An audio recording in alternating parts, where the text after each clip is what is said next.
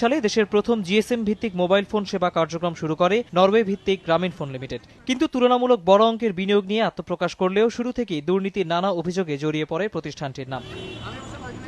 2007 ও 2008 সালে অবৈধ ভিওআইপি ব্যবসার সাথে জড়িত থাকার অভিযোগে গ্রামীণ ফোনকে 2 দফায় প্রায় 418 কোটি টাকা জরিমানা করে বিটিআরসি। এরপর এক সংবাদ সম্মেলনে সাবেক প্রধান নির্বাহী এরিক অস ও ওলারির নেতৃত্বে তৃতীয় পক্ষকে ভিওআইপি প্রযুক্তি ব্যবহারের অনুমোদনের কথা স্বীকার করে প্রতিষ্ঠানটি। এছাড়া নিয়মিত বিরতিতে বিভিন্ন গণমাধ্যমে বেরিয়ে আসতে থাকে প্রতিষ্ঠানটির কর ফাঁকির বিভিন্ন ঘটনা। এর মধ্যে 2008-9 সালে নিয়ম বহির্ভূতভাবে কর রেয়াত ও রেলওয়ের ইজারা বাবদ গ্রামীণ ফোনের কাছে সরকারের পাওনা দাঁড়ায় 65 কোটি টাকারও বেশি। এদিকে দেশে প্রচলিত ফরেন প্রাইভেট ইনভেস্টমেন্ট অ্যাক্ট ও জাতীয় শিল্পনীতির বেশ কয়েকটি শর্ত গ্রামীণ ফোন শুরু থেকেই মানছে না বলে দাবি এনবিআর-এর সাবেক এই কর্মকর্তার। মোবাইল ফোন বা ইন্ডাস্ট্রিটাকেই যদি দেখি, তাদের অন্তত প্রথম জন বা যারা এসছে এখানকার ব্যাংক থেকে সিন্ডিকেটেড লোন নিয়ে তারা তাদের পুঁজি করেছেন, অর্থাৎ বিদেশ থেকে আনেননি। প্রায় 7-8 বছর, 8-9 বছর করে তারা থাকেন।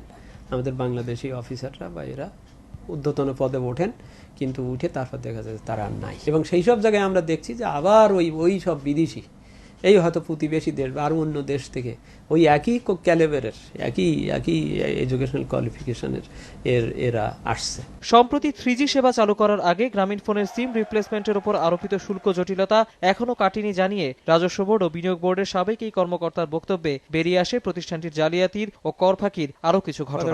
সিম, এই যে মোবাইল ফোনের, তারা বলছেন যে এটা আমার কোম্পানি, মানে আমার অরিজিনাল কোম্পানি, সেই সাপ্লায়ার সে দেবে, আমি সেখান থেকে আনবো। আমার দেশে যদি সেই জিনিস পাওয়াও যায়, তারা কিনতেও বাধ্য নন বা কেনেন না। তারা হয়তো যে জিনিসের দাম 5 টাকা, সেইটা হয়তো 25 টাকা শো করে তারা নিয়ে আসছেন।